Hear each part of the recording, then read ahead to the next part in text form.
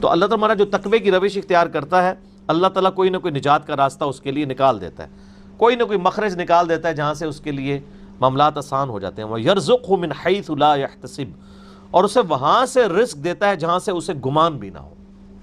ہائے ہائے ہائے، رزق میں صرف دنیاوی جو ہم مال دولت اس کو ایک رزق سمجھتے ہیں، یہ ایک رزق کا بالکل چھوٹا سا ٹوٹا ہے۔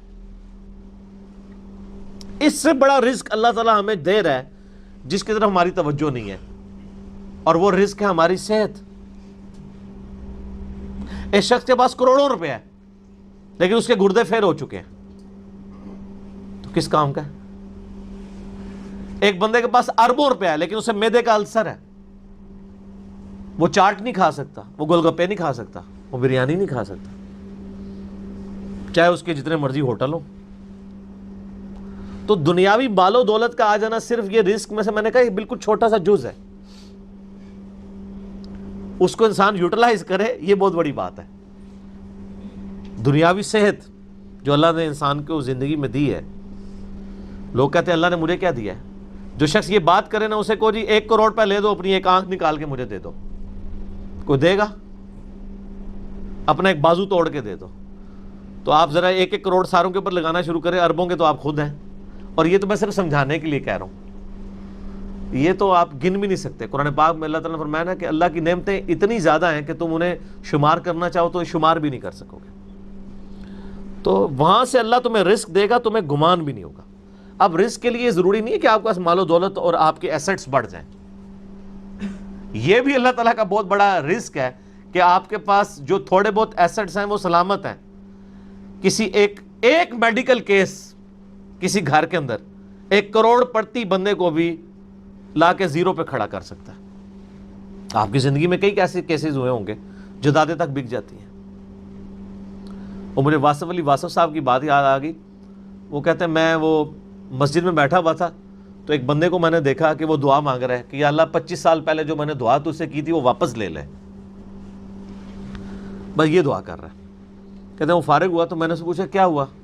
اس نے کہا جی 25 سال پہلے میں نے اللہ سے رو رو کے ایک بیٹا مانگا تھا، میری بیٹیاں ہی تھی صرف، اور وہ بیٹا میرے گاٹے فٹ ہو گیا، یعنی وہ نشے میں مبتلا ہو گیا، سارا گھر کا مال اس نے بیچ دیا، مجھے کنگال کر دیا، تو میں اللہ سے کہہ رہا ہوں یا اللہ یہ اولاد واپس ہی لے لے۔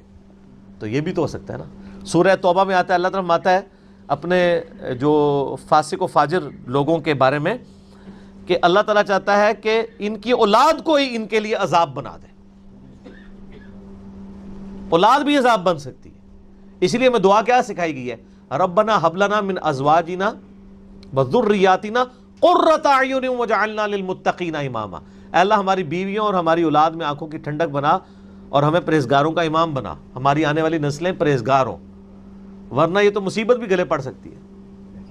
تو ایک میڈیکل کیس آپ کو کہاں سے کہاں لے کے جا سکتا ہے، ایک بچے کا نافرمان ہونا آپ کو کہاں سے کہاں لے کے جا سکتا ہے، اور اس سے بڑی ناکامی تو آخرت کی ناکامی ہے۔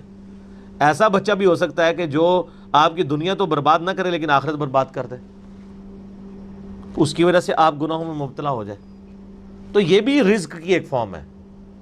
رزق صرف یہ نہیں ہے کہ آپ کے لیے مال پانی کھل جائے، بلکہ مال سبسسٹنس لیول پہ بھی موجود ہے، لیکن آپ کو کوئی ایسی تکلیف نہیں آ رہی کہ جس کی وجہ سے آپ کا مال نہیں نکل رہا۔ ورنہ ایک بندہ 10 لاکھ روپے مہینے کا کماتا ہے اور 9 لاکھ روپے اس کا نکل جاتا ہے، تو کیا فرق پڑا اس کو؟ اس نے کون سا ایسٹ بنا لی ہے؟ اور جو اذیت گزار رہا ہے وہ ولادہ سے، اس کو تو کوئی سوچ بھی نہیں سکتا، جو ذہنی ٹینشن ہے۔ صحیح بخاری مسلم میں حدیث ہے، نبی علیہ السلام فرمایا ہمیشہ اپنے سے نچلے لوگوں کو دیکھو تو تمہیں یوں اللہ تعالیٰ کی نعمتوں پر صبر نصیب ہوگا اور قناعت نصیب ہو جائے گی، اوپر نہ دیکھو۔ اور پھر بخاری مسلم میں یہ حدیث ہے کہ ابن آدم کے پاس اگر سونے کی 2 وادیاں ہوں تو وہ خواہش کرے گا تیسری وادی بھی مجھے مل جائے، اس کا پیٹ صرف قبر کی مٹی بھرے گی، والعیاذ باللہ تعالی۔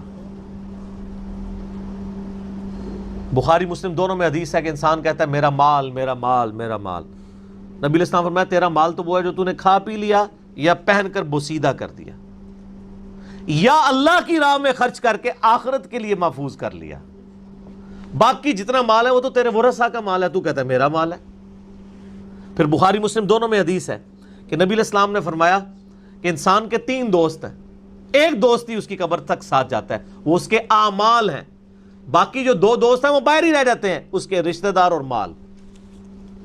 اب مال ساتھ جاتے ہیں، مال بھی آپ ساتھ لے کے جا سکتے ہیں، لیکن وہ مال جو آپ نے پہلے ہی اپنی زندگی میں اپنی مرضی سے اللہ کی راہ میں خرچ کر دیا ہے، وہ اللہ کے ڈیوائن بینک میں جمع ہے. وہ قرآن پاک میں سورۃ البقرہ میں آیا 700 گنا تک کہ اللہ تعالیٰ کر کے لوٹائے گا، بلکہ یہاں تک فرمایا کہ یہ اللہ تعالیٰ کو تم قرض دے رہے ہو اور اللہ تعالیٰ اس قرض کو لوٹائے گا. دیکھیں کتنا قدردان ہے کہ دیتا اللہ ہے، اور جب اسی کے دیے ہوئے میں سے آپ اسی کی راہ میں خرچ کرتے ہیں تو وہ کہتا ہے کہ یہ تم نے مجھے قرض دیا ہے. اللہ کہتا ہے میں تمہارا مقروض ہوں، تمہیں لوٹاؤں گا. یہ ہے اللہ تعالیٰ کی قدردانی.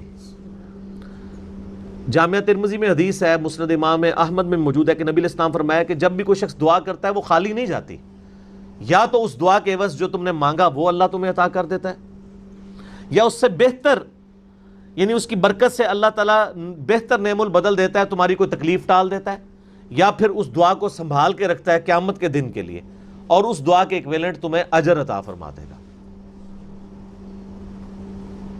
تو دعا تو بہت ضروری ہے، اللہ کی طرف رجوع لانا ہے. ٹاپک اور طرف چلا جائے گا، فی الوقت اس کی طرف آپ کنسنٹریٹ کریں کہ اللہ تعالیٰ مارا ہے کہ تمہیں وہاں سے رزق ملے گا، تمہیں گمان بھی نہیں ہوگا. وَمَن يَتَوَكَّلْ عَلَى اللَّهِ، اور جو کوئی اللہ پر توکل کرے، فَهُوَ حَسْبُهُ، تو اللہ اس کے لیے کافی ہے. إِنَّ اللَّهَ بَالِغُ أَمْرِهِ، اللہ تعالیٰ تو اپنا کام پورا کر کے رہتا ہے. لیکن قَدْ جَعَلَ اللَّهُ لِكُلِّ شَيْءٍ قَدْرًا، اللہ نے ہر معاملے کے لیے ایک اندازہ مقرر کر رکھا ہے. اسی کو ہم وہ کہتے ہیں نا کہ اللہ کے ہاں دیر ہے اندھیر نہیں ہے، لیکن یہ دیر بھی ہم صرف سمجھانے کے لیے کہتے ہیں، وہ دیر نہیں ہے. وہ اللہ کا رول ہی یہی ہے کہ اللہ تعالیٰ نے کسی معاملے کو کس لیول کے اوپر جا کے ایڈریس کرنا ہے.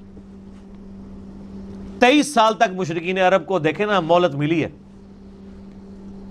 کتنے لوگوں نے کہا کہ دیکھو کان پک گئے ہیں ہمیں سنتے ہوئے، نبی علیہ السلام ہمیں دھمکیاں لگاتے ہیں کہ قوم عاد قوم سمود کی طرح تم بھی برباد کر دیے جاؤ گے، جب وقت کے پیغمبر کا انکار کرو گے تو عذاب تو کوئی نہیں آ رہا. اور قرآن پاک میں پھر نبی علیہ السلام کے بارے میں بھی آتا ہے کہ آپ علیہ السلام نے بھی تھوڑی سی بے صبری کا مظاہرہ کیا. سورۃ الانعام کے سٹارٹ میں آپ پڑھ کے دیکھ لیں تو اللہ تعالیٰ نے پھر جلال فرمایا کہ اے نبی تم چاہو تو جاؤ زمین میں کوئی سرنگ تلاش کر لو، یا آسمان میں کوئی سیڑھی لگا کے ان کی مرضی کا معجزہ انہیں لا کے دکھا دو. ہم اپنے فیصلوں میں یعنی کسی کے پابند نہیں ہیں. پھر سورہ آل عمران میں آتا ہے جب غزوہ احد کے موقع پہ نبی علیہ السلام کی زبان سے بددعا نکل گئی خالد ابن ولید کے لیے کہ اللہ تعالیٰ ایسی قوم کو کیسے ہدایت دے گا جنہوں نے اپنے نبی کا چہرہ خون سے رنگ دیا. یہ صحیح مسلم میں الفاظ ہیں، قرآن پاک میں اشارتاً اس کا ذکر ہے. سورہ آل عمران میں اللہ تعالیٰ نے فرمایا کہ نبی آپ کو کوئی اختیار نہیں ہے، اللہ تعالیٰ چاہے تو ان کو ہدایت بھی دے سکتا ہے. ہائے ہائے ہائے، یہ اللہ کے فیصلے ہیں، یہ کسی انسان کا کوئی فیصلہ نہیں ہے. تو اب ان آیات کی روشنی میں بزرگ تو کسی کھاتے میں نہیں بنتے. لوگ بزرگوں کو لے کے بیٹھ رہے ہوتے ہیں جی بزرگ دعا کریں گے، بزرگ کر دیں گے. بزرگوں نے کیا کرنا ہے؟ یا تو نبی علیہ السلام کے بارے میں فرمایا جا رہا ہے کہ آپ کو کوئی اختیار نہیں ہے، اللہ تعالیٰ چاہے تو بخش دے، اللہ تعالیٰ چاہے گرفت فرمائے، اللہ تعالیٰ چاہے ڈھیل دے. اللہ نے ہر کام کے لیے ایک اندازہ مقرر کیا ہوا ہے، وہ اسی موقع کے اوپر اللہ تعالیٰ اس چیز کو اسٹیبلش کرتا ہے. وہ اللہ کے ڈیوائن علم میں ہے کہ کب اللہ تعالیٰ نے اسلام کا غلبہ کروانا ہے. جب نہیں کروایا تو 13 سال میں 125 بندے ہی مسلمان ہوئے ہیں، اور اگلے 13 سال کے اندر دونوں سپر پاورز بھی الٹ دی گئی ہیں. دونوں طرف ٹائم پیریڈ تو ایک ہی ہے. تو یہ اللہ تعالیٰ فیصلے فرماتا ہے. عمر اور رزق میں برکت کے لیے کوئی وظیفہ بتا دیں. اس میں نے بتا دیا نا، صحیح بخاری مسلم دونوں میں حدیث ہے. نبی صلی اللہ علیہ وآلہ وسلم نے فرمایا جو شخص یہ چاہے کہ اس کے رزق میں برکت کر دی جائے، عمر دراز کر دی جائے، تو اپنے رشتہ داروں کے ساتھ اس نے سلوک کرے. لیکن یہ بھی تقدیر میں لکھا ہوا ہوگا کہ وہ کرے گا تو یہ ہو جائے گا، تو اسی کو توفیق ملے گی نا. تو اللہ تعالیٰ اس کی عمر میں برکت صرف یہ نہیں ہے کہ ایک بندہ 60 سال کا تو اب 100 سال پہ مرے. کئی 100 سال کی زندگی پاتے ہیں اور کام چوانی کا بھی نہیں کر کے مرتے. اور بعض لوگ 50 سال میں اتنا کام. امام شافعی کی عمر 55 سال تھی صرف جب فوت ہوئے ہیں. چلو شافعی کو تو چھوڑ دیں، اس سے پہلے آ جائیں. عمر بن عبدالعزیز 38 سال کی عمر میں فوت ہوئے ہیں. 38 سال کی عمر میں 3 براعظموں پہ ایسے نقوش چھوڑ گئے ہیں کہ آج دنیا حیران ہے. تو ان کو تو عمر بھی کوئی نہیں ملی ہے. یہ نہیں ہوتا کہ آپ کو عمر کتنی ملی ہے, آپ نے اس عمر میں کیا کیا ہے. آپ اللہ تعالیٰ آپ کو اسی ٹائم میں اتنی برکت, میں اپنے لیے آپ کو بات کرتا ہوں, میں کسی کیا بات کروں, میری زندگی خود اس چیز کا نمونہ ہے. آج جب لوگ یہ نہیں کہتے ہیں یار اس نے اتنے ویڈیوز چڑھا دی ہیں, کتنے بیٹھ کے ریکارڈ کرانا رہنا, حالانکہ ہفتے میں ایک ریکارڈ ہوتی ہے, صرف روزانہ ہوتی بھی نہیں ہے. لیکن کنسسٹینسی کے ساتھ, اللہ کی مدد کے ساتھ آپ اگر یہ کام لے کے چلتے رہیں تو slow and steady wins the race. تو آج چیزیں آپ دیکھ لیں ہزاروں کی تعداد میں آپ کے سامنے, اور یہ حالات اللہ تعالیٰ فیوریبل کرتا ہے.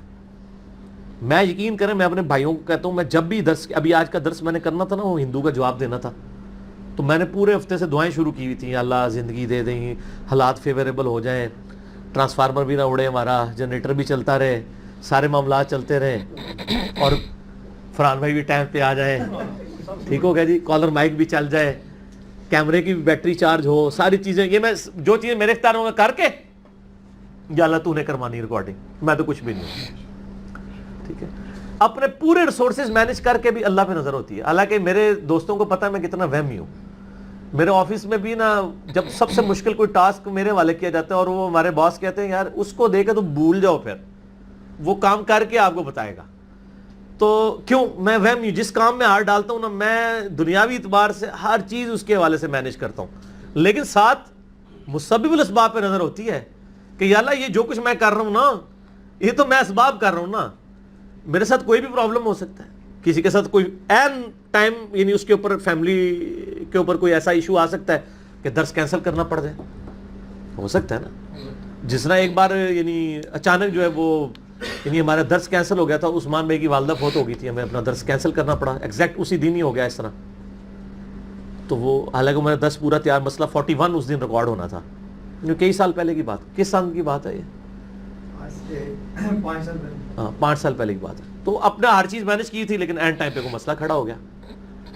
میرے اپنے بھی کئی کلوز ریلیٹیو فوت ہوئے ہیں, لیکن اللہ کا شکر ہے اتوار مطلب وہ درس سے 1-2 دن آگے پیچھے ہی ہوئے ہیں, تو اللہ تعالیٰ نے یعنی معاملات کو سیٹل کر دیا.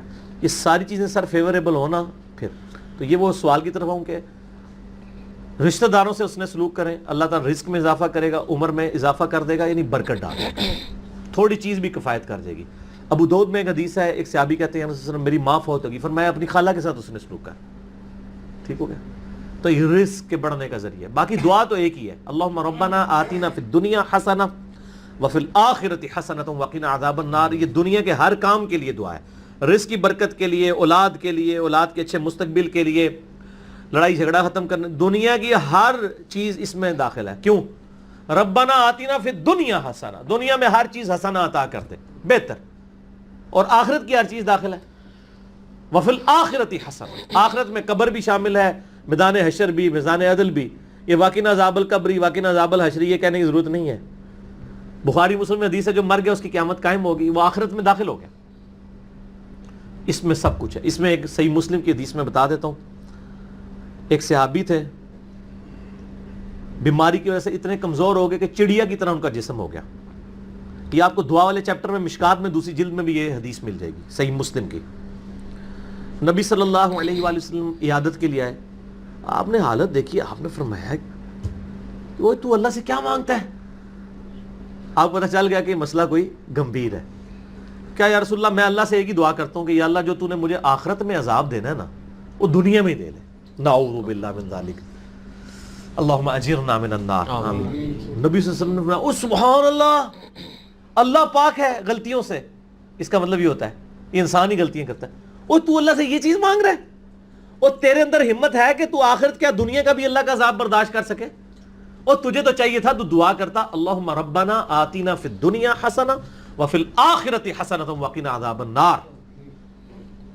وہ دنیا اور آخرت میں, یہ فنیٹک وہ صوفیہ والا کنسیپٹ نہیں, ٹھیک ہے, دنیا میں گگڑے بن کے رہو اور اس طریقے سے جوئیں بھی ڈلی رہے اور کپڑے بھی اتارے رکھو اور پہنچے ہوئے بزرگ, یہ پتہ لگا کتنے پہنچے نا, ٹھیک ہے نا. تو وہ صحابہ کہتے ہیں جب انہوں نے یہ دعا کی نا تو چند ہی دنوں میں وہ اس طرح صحیح ہو گیا جیسے مردہ زندہ ہو جاتا ہے, اس دعا کرنے کی برکت سے.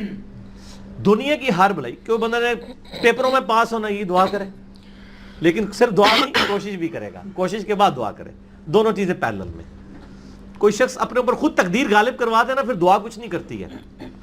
یعنی ایک بندہ کہے کہ میں بسم اللہ پڑھ کے ساکٹ میں 2 انگلیاں ڈال دوں, نہیں, وہ آپ نے اپنے اوپر تقدیر خود غالب کرا لی ہے.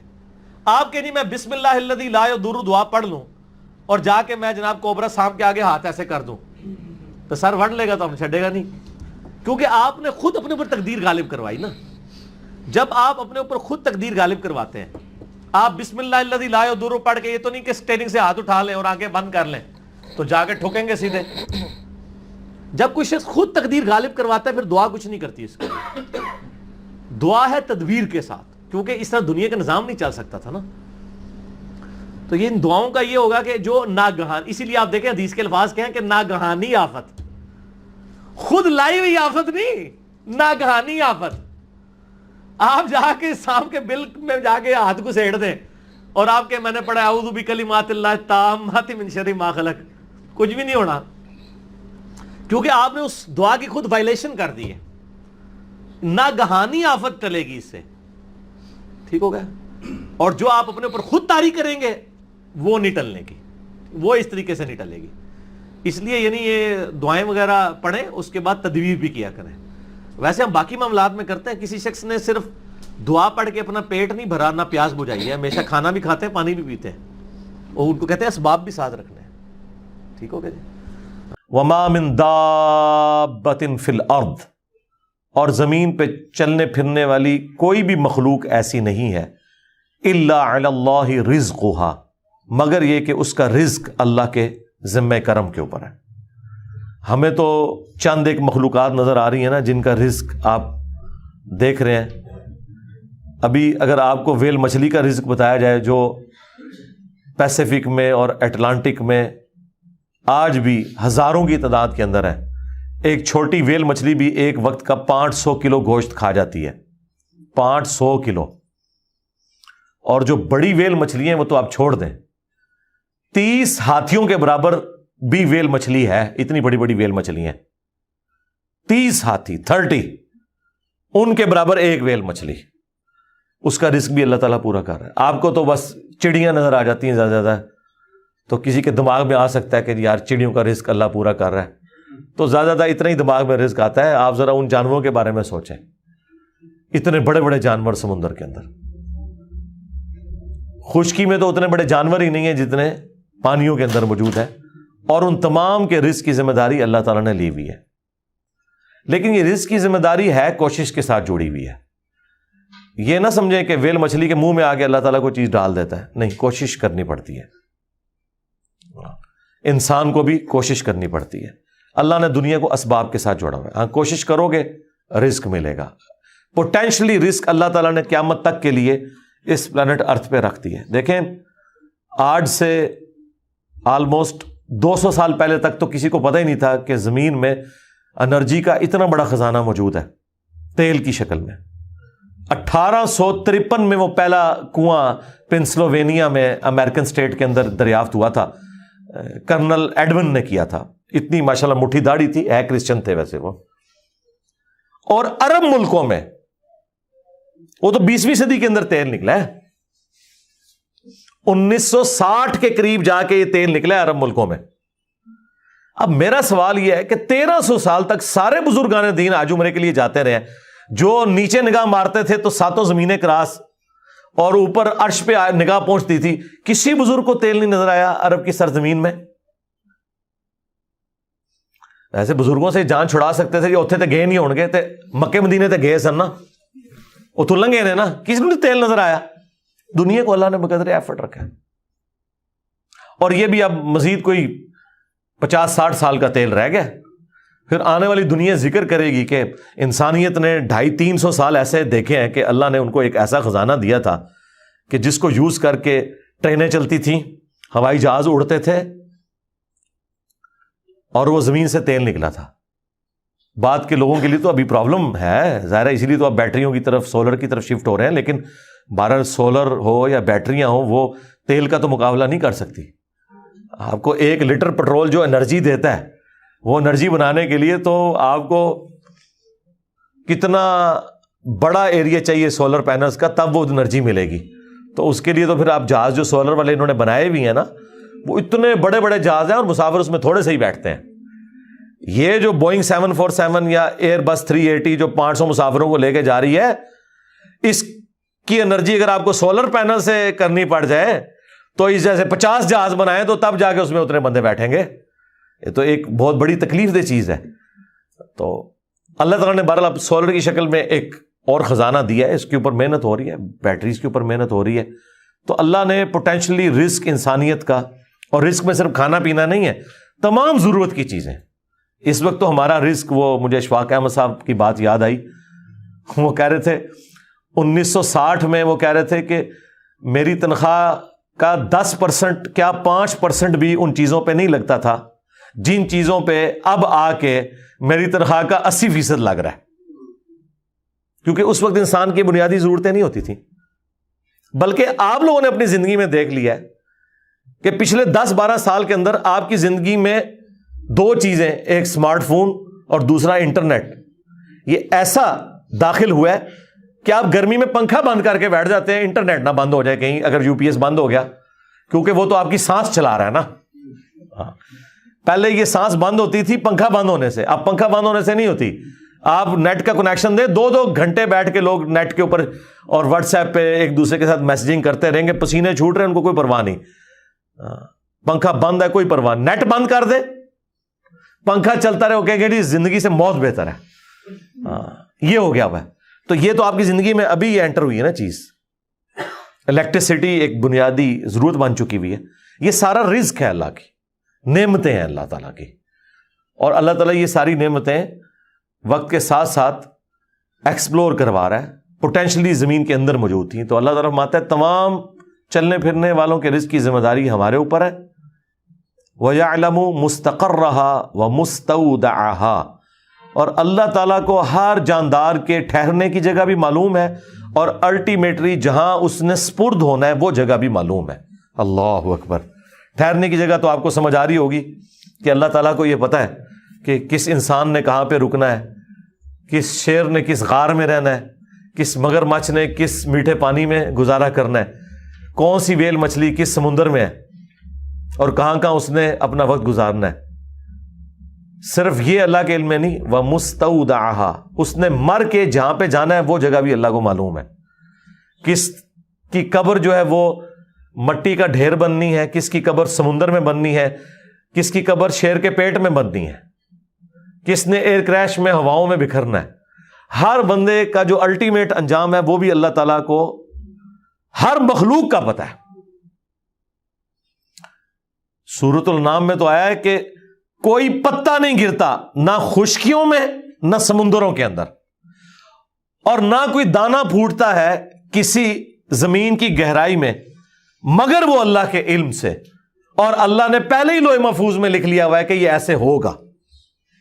یہ اس سے بھی اگلا ورژن ہے کہ نہ صرف وہ کام ہونے کے بعد اللہ کو پتا چلتا ہے, ہونے سے پہلے بھی اللہ نے اپنے علم میں رکھا ہوا ہے, اور علم میں نہیں لکھ کے رکھا ہوا ہے کہ یہ ایسا ہوگا. اور یہاں پہ بھی وہ ذکر آ گیا کہ رزق بھی اللہ کے ذمہ ہے, اور وہ جانتا ہے ہر بندے کی, ہر مخلوق کے ٹھہرنے کی جگہ اور الٹیمیٹلی سپرد ہونے کی جگہ. کل فی کتاب مبین, اور ہر چیز ایک روشن کتاب میں لکھی ہوئی ہے. وہ اللہ تعالیٰ کی بہت بڑی ہارڈ ڈسک ہے جس میں ساری مخلوقات کی تقدیریں اللہ تعالیٰ نے لکھ دی ہیں, اور وہ کوئی اللہ تعالیٰ نے یعنی خود سے کوئی محنت نہیں. وہ جامع ترمذی میں حدیث ہے, اللہ نے قلم کو پیدا کیا اور پھر اس سے کہا کہ لکھ جو کچھ ہو چکا اور جو کچھ ہونے والا ہے. بس قلم چل پڑی اور سب کچھ اس نے لکھ دیا. ہر چیز اللہ کے اشاروں پہ ہو رہی ہے.